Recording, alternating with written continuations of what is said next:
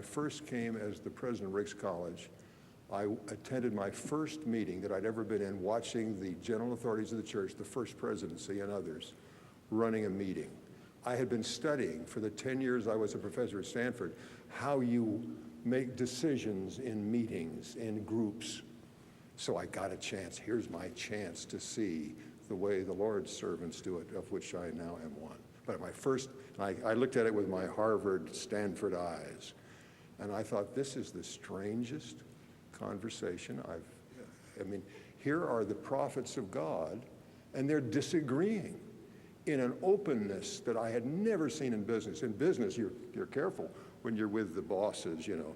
Here they were just, and I watched this process of them disagreeing, and I thought, good heavens, you know, I thought revelation would come to them all, and they'd all see things the same way in some sort of, you know, and it was more open than anything I had ever seen in all the groups I'd ever studied in business. I was just dumbfounded.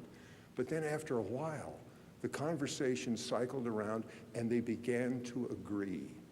And I saw the most incredible thing, that here are these very strong, very bright people, all with different opinions. Suddenly the opinions began to just line up, and I thought, I've seen a miracle.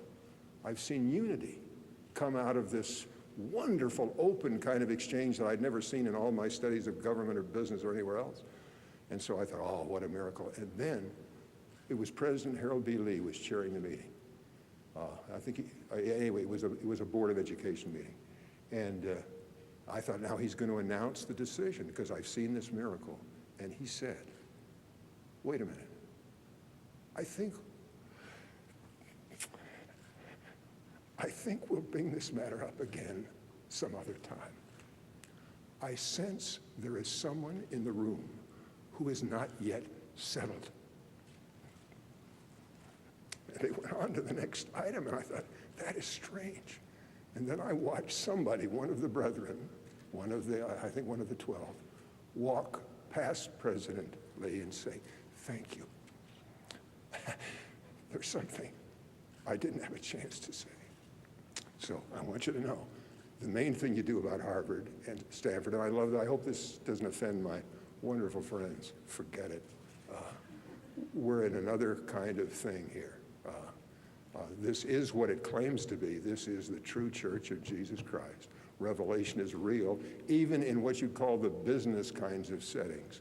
And a great man whom I love and will always love, President Harold B. Lee, taught me a great lesson that says, no, we can be open, we can be direct, we can talk about differences in a way that you can't anywhere else, because we're all just looking for the truth. We're not trying to win.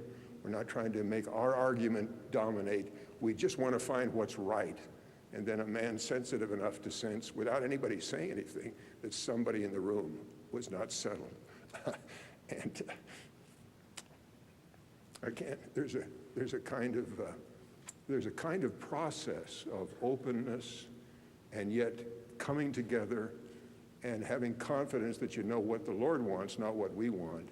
That is, I loved Harvard, I loved Stanford, had a great time there. My wife is here. We spent the first 10 years of our married life. I was a professor at Stanford, thought I'd stay there forever, and had tenure, and how happy we were.